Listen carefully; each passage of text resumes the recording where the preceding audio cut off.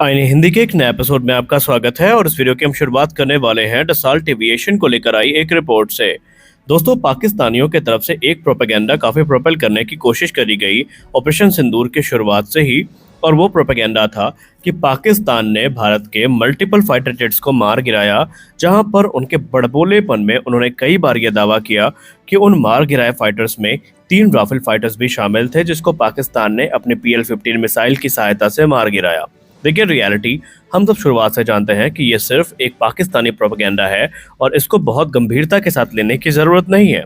भारत ने उनसे कहा कि पहली बात तो ये है कि ऐसी कोई घटना हुई नहीं है, और अगर तुम अपने इस दावे को लेकर इतने ही कॉन्फिडेंट हो तो कोई प्रूफ तो सामने रखो कि भारत ने कोई फाइटर मार गिराया। क्या भारत ने प्रेस कॉन्फ्रेंस में कंफर्म कर दिया कि भारत को कोई भी ऐसा लॉस नहीं हुआ है।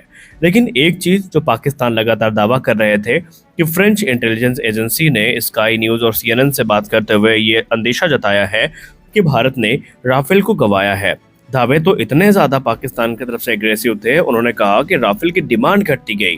पहला फाल्स प्रोपेगेंडा उनके तरफ से ये रखा गया कि राफेल की परफॉर्मेंस को देखते हुए इंडोनेशिया ने अपनी जो एडिशनल राफेल की खरीद थी भारत के साथ, उसको तक रद्द कर दिया। बाद में इंडोनेशिया ने ही पाकिस्तान को एक जोरदार जवाब दिया जब उन्होंने एडिशनल राफेल डील को कंफर्म कर दिया।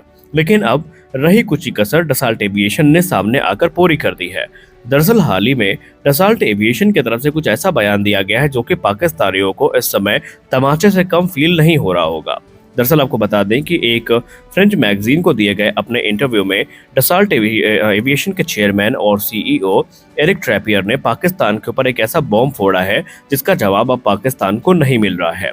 उन्होंने पूरी तरीके से इस दावे को कह सकते हैं डिनाई किया, जहां पर यह दावा किया गया था कि पाकिस्तान ने भारत के 3 राफेल फाइटर्स को मार गिराया है। एरिक ट्रैपियर ने यह कहा कि बेसिकली पाकिस्तान जो क्लेम कर रहा है कि उसने 3 राफेल को मार गिराया है, ये इसका सीधा एक ही जवाब है और वो है नहीं। उन्होंने क्लियर कर दिया कि ना तो फ्रेंच एविएशन कंपनी को ऐसी कोई रिपोर्ट मिली है और ना ही फ्रांस के सोर्सेस को ऐसी कोई रिपोर्ट मिली है, ना कोई ऐसा ऑफिशियल कम्युनिकेशन मिला है जहां पर ये चीज़ साबित हो सके कि भारत ने राफेल को गिराए हैं। उन्होंने ये भी कहा कि पाकिस्तान हमेशा से राफेल का सबूत मांगता है और ऐसे में ऑन ऑपरेशन कोई भी वायुसेना अपने फाइटर के जो लोकेशन है उसको रिवील नहीं करती। इसमें कोई संदेह की बात नहीं थी। उन्होंने ये भी कहा कि पाकिस्तान इस समय लगातार ये दावा कर रहे हैं कि उन्होंने राफेल प्लेन्स को मार गिराया है, जो कि पूरी तरीके से इनएक्यूरेट है। उन्होंने कहा कि जैसे ही कंप्लीट डिटेल्स हमें पता चली तो हम भी काफ़ी सरप्राइज थे और आने वाले भविष्य में बहुत सारे लोगों को कुछ बड़े सरप्राइज भी मिलने वाले हैं। इंटरव्यू में उन्होंने ये भी कहा कि राफेल अपनी रेपुटेशन के लिए जाना जाता है और ये एक premier multi role fighter aircraft है, और आप एक सिंगल इंजन फाइटर या एक सिंगल एयरक्राफ्ट से जो सारी चीज़ें एक्सपेक्ट कर सकते हैं, राफेल उनको पूरा करने में सक्षम है। इसका यूज़ रिकॉनेसेंस मिशन में भी हो सकता है, ग्राउंड स्ट्राइक्स में भी हो सकता है, न्यूक्लियर डेटरेंस में भी हो सकता है, और ऐसे में कोई देश सामने आता है और वो दावा करता है, वो भी बिना सबूत के साथ, कि उसने मल्टीपल फाइटर जेट्स को मार गिराए हैं, तो ऐसा नहीं हो सकता। देखिए, आप सबको एक बात भली भांति पता होनी चाहिए कि राफेल फाइटर्स अपनी कैपेबिलिटी के लिए जाने जाते हैं।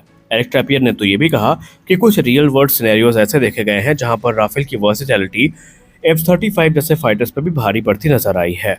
और उन्होंने ये भी कहा कि राफेल फिलहाल उन सभी चाइनीज ऑप्शंस के काफ़ी ज़्यादा बेहतर है जो कि पाकिस्तान को इस समय ऑफर किए जा रहे हैं, और इंडिया ने भी ऐसी कोई भी रिपोर्ट को एक्सेप्ट नहीं किया है जहां पर ऑपरेशन सिंदूर के दौरान राफेल फाइटर्स को मार गिराए जाने की बात सामने आई हो। यानी कि हम ये कह सकते हैं कि फ्रांस ने खुद पाकिस्तान के फाल्स प्रोपेगेंडा को यहाँ पर साबित कर दिया है। देखिए, एक चीज़ हम लोग अच्छे से जानते हैं, यहाँ पर हम भारत देश में रहते हैं और भारत देश में अगर कोई पतंग भी कंपटीशन के दौरान कट जाती है तो पूरे मोहल्ले को पता होता है कि वो पतंग कहाँ पे जाके गिरी है। तो ऐसे में इतना बड़ा फाइटर, वो भी एक नहीं 3 जो कि पाकिस्तान क्लेम करता है कि इंडियन टेरिटरी में गिरा है। आप यहाँ पर आप खुद सोचिए कि अगर एक एयरक्राफ्ट की इमरजेंसी लैंडिंग होती है तो वहाँ पर भी सैकड़ों लोगों की भीड़ लग जाती है। तो क्या अगर 3 फाइटर कहीं गिरे होंगे तो उनके रिकेज नहीं मिले होंगे? क्या वहाँ पर लोगों ने उनको नहीं देखा होगा? अब आप कहेंगे कुछ मलबे तो मिले थे, तो पहला मलबा जो मिला था वो तो साबित हो गया है, ये ऑलमोस्ट क्लियर हो चुका है और इंडियन आर्मी ने उसको रिकॉग्नाइज भी किया है कि वो पाकिस्तानी मिराज फाइटर का था। इसके अलावा एक तुर्किश ड्रोन का मलबा भी मिला था जिसको लेकर पाकिस्तानी क्लेम कर रहे थे कि वो राफेल फाइटर है।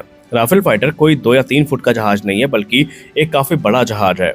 और इन सब चीज़ को अगर हम नज़रअंदाज भी कर दें तो पाकिस्तान के पास कोई भी ऐसा पुख्ता दावा नहीं है, कोई भी ऐसा पुख्ता सबूत नहीं है जहां पर वो चीज़ साबित कर सके। क्योंकि पाकिस्तान जिस PL-15 की बात करते हैं, मल्टीपल मिसाइल्स हमें इंटैक्ट पोजीशन में मिली हैं।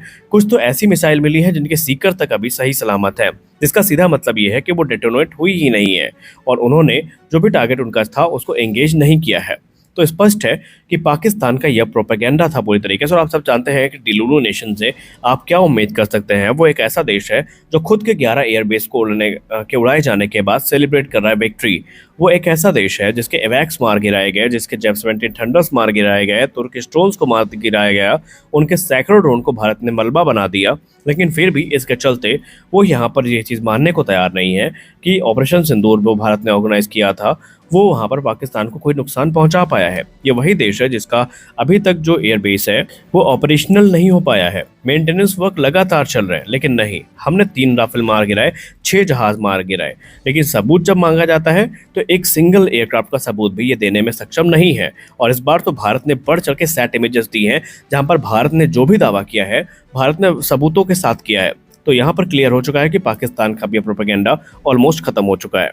हमने आपको एरो इंडिया 2025 के दौरान बताया था कि एक तरफ जहां दुनिया भर की नज़र इस समय कैट्स वॉरियर पर टिकी है, तो भारतीय नौसेना का अलग ही प्लान चल रहा है, जहां पर वो न्यू स्पेस के साथ मिलकर एक ऐसे कोलैबोरेटिव कॉम्बैट एयरक्राफ्ट पर काम कर रहे हैं जिसको हम CCA के नाम से जानते हैं, जिसका नाम अभिमन्यु है, जो कि भारतीय नौसेना की रिक्वायरमेंट को पूरा करेगा। और अब रिपोर्ट्स में दावा किया जा रहा है कि इस प्रोग्राम में भारतीय नौसेना इकलौती नहीं है, बल्कि भारतीय वायुसेना भी इस पूरे प्रोग्राम के डेवलपमेंट को क्लोजली मॉनिटर कर रही है।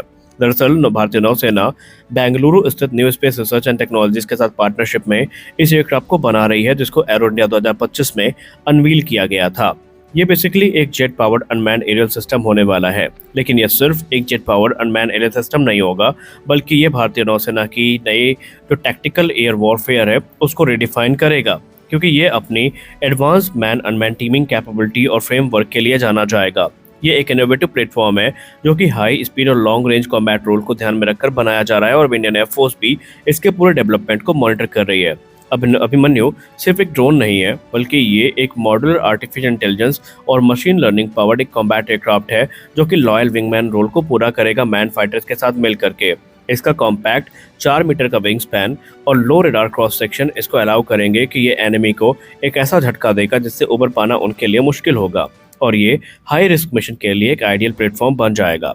स्पेसिफिकेशन ज़्यादा तो नहीं सामने आई हैं, लेकिन जो चीज़ें सामने आई हैं उसके आधार पर पता चल रहा है कि इसकी जो टॉप स्पीड होगी ये तकरीबन 300 नॉट्स यानी कि 550 किलोमीटर प्रति घंटे के आसपास होगी। वहीं इसकी रेंज 1000 किलोमीटर तक होने वाली है और ये 20,000 फीट की सर्विस सीलिंग के साथ हमें देखने को मिलेगा। और ये एक वर्सेटाइल प्लेटफॉर्म हो सकता है भारतीय नौसेना के लिए और भारतीय वायुसेना के लिए भी, अलग अलग रोल्स को ध्यान में रखते हुए। इसमें हमें बड़े पैमाने पर जो AI टेक्नोलॉजी है वो भी देखने को मिलेगी और ये अपने साथ जो वॉरहेड्स हैं उनको कैरी करने में भी सक्षम होगा। और इसीलिए एक तरफ जहां भारतीय नौसेना जो राफेल M और MiG-29 के है उनके लिए इस प्लेटफॉर्म को कंसिडर कर रही है, तो भारतीय वायुसेना भी सुखोई 30 MKI और राफेल प्लेटफॉर्म के लिए इनको देख रही है। आने वाले भविष्य में देखते हैं कि इंडियन एयरफोर्स की तरफ से इस पे क्या निर्णय लिया जाता है। इस वीडियो में बस इतना ही, मिलता है अगले वीडियो में, तब तक के लिए जय हिंद।